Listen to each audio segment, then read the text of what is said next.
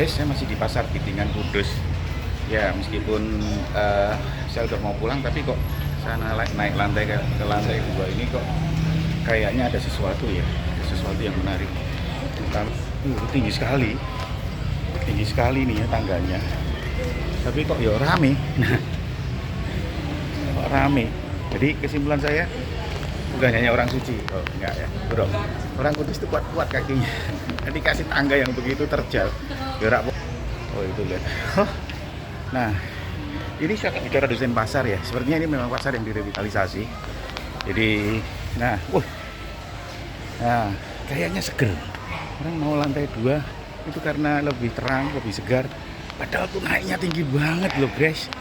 Aduh. Nah, di main nih, gue lihat di pasar yang di bawah itu malah sepi. Mungkin belum buka. Jadi yang pagi-pagi itu justru naik ke atas. Ini yang jadi rasa ingin tahu kok bisa ya dia naik ke atas.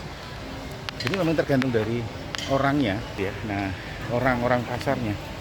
Nah, nanti saya bisa pulang saya harus potret-potret. Lihat ya di sini tuh. Oh, zoning. Kekuatan zoning hebat nih. Berarti pasarnya ketika pedagangnya ditata di atas itu, nah yang makanan yang everyday itu ada ditaruh di atas. Pinter juga. Padahal naiknya luar biasa loh tadi. Berat. Jadi tadi yang grosor di bawah, di pinggir-pinggir, karena memang pedagang besar, mereka modalnya besar. Tapi yang ecar, ya ditarik di atas. Dan meskipun tinggi, orangnya mau juga gitu loh naik ke atas. Dan rame. Coba pasarnya rame, itu tinggi banget. Nah, waduh. Lihat tangganya nanti, lihat tangganya ini, tangganya kayak apa? Wah, tapi kok ya orang mau naik ke atas. Ya tadi aja nggak pakai, saya nggak ada pakai keris ya. Jadi memang orang sini itu benar-benar tradisional, gitu loh. Jadi orang datang ke pasar karena tradisi. Saya jadi kadang-kadang di paper ini saya nggak tadi pakai public market ya seperti kebijakan pemerintah. Saya pakai traditional market karena memang ada aspek tradisional yang membedakan dengan fasilitas perbelanjaan yang terlalu fungsional. Ini ada aspek culture yang kuat. Saya lagi berpikir untuk membangun sebuah mata baru dalam ekonomi ya, berbasis pasar rakyat, yaitu cultural economy. Ikuti Michael Callen ya. Ini, oh iya ini zoning nih, kekuatan zoning. Masuk sana bisa nggak ya? Licin. Oke, masuk. Nah, ya inilah kepo, rasa ingin tahu bagaimana kekuatan zoning. Nah, mengikuti market againstment-nya Callen, saya punya teori spatial againstment, bagaimana ruang-ruang dan ini arsitektur itu membentuk againstment ya, bukan arrangement. Ya againstment itu againstment, jadi aktor-aktornya seperti apa dan pasar rakyat menjadi objek arsitektural di mana exercise. Itu sorry ya. Wah. Bahasa dan ini naik. Tidak tahu. Nah, bagaimana technical design? Lumayan ya, karena dia penghawaan dan pencahayaan lah yang minimal panjang banget tuh sampai ke sana. Aduh, becak sayang becak ya, utilitasnya nggak bagus nih. Gitu, tapi pencahayaan dan penghawaan lumayan. Jadi di sini orang nggak, ya saya sebutlah pasar Wonodri banyak yang mengeluh karena arsiteknya tidak terlalu piawai dalam mengkompos aspek pencahayaan dan penghawaan. Ya, paling nggak di pasar Gitingan, padahal saya tuh kesini gara-gara di pasar Kliwon tutup hari ini, saya jadi pasar Gitingan. Tapi di pasar Gitingan menemukan bagaimana bukan hanya spatial againstment, tapi technical script ya, dan yang berperan. Nah ini rahasianya adalah akses yang diizinkan ke atas. Jadi memang wah ngomongin ya motor Cina, motor Jepang, siapa lah. Tapi yang penting memang masyarakat akan menggunakan objek teknik untuk beraktivitas mereka. Ya ini lihat.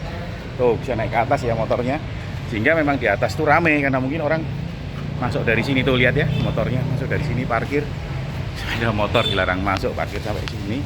Ya desainnya memang seperti itu. Ya itu pasti banyak limitation ya, projectnya, limitation as the project. Padahal harus diomongin ya motor masuk. Oke, udah mau 5 menit dan ya ada void ya, kita tunggu di voidnya ada apa.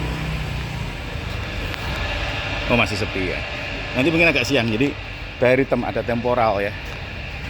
Nah, wah udah 4 menit, udah mau 5 menit. Dan saya harus akhiri karena saya pulang harus motret-motret ya. tentang the role of technical design ya. Ini mas ya jelek sorry bangunannya, tapi tuh lihat pencahayaan dan penghawaannya bagus, jadi gede, jadi lumayan.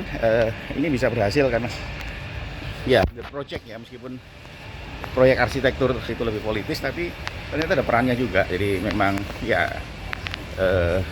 ada legasinya lah dari pemerintah Pak Jokowi ketika membangun 5.000 pasar. Ya masih banyak PR ya. Wah ini tadi ya kelapa di bawah, di atas. Nah itu lantai 2-nya.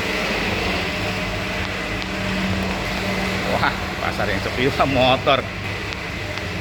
Oh ya ada motor naik ke atas ya, gimana nggak aksesibel. Oh tuh lihat motornya naik, suka nggak suka tuh. Pantes orang tinggi-tinggi pada ke atas tuh boleh naik gitu. Tapi ya motor boleh naik ya. Tawa ya, nggak tahu lah ini nanti. Tadi masuk motor, motor ya. Oke, 5 menit saatnya saya akhiri. Waduh pasarnya nggak terlalu eksotik, tapi biarlah, meskipun tidak eksotik di tetap pasar. Bentar dari tempat. Nah saya ada pedagang, saya di lantai 2 pasar Pitingan Kudus, dan saya melihat bagaimana aspek pencahayaan dan pengalaman alami dan akses tadi, technical engagement ya. Technical engagement itu mendorong kenapa lantai 2 jadi penuh. Masih bersama saya Agus Eko Madio, arsitek pasar di pasar Pitingan, pasar tak terduga. Saya banyak bercerita dan saya harus motret, saya harus kembali ke hotel dan saksikan tayangan saya di pasar-pasar yang lain selanjutnya. Ciao.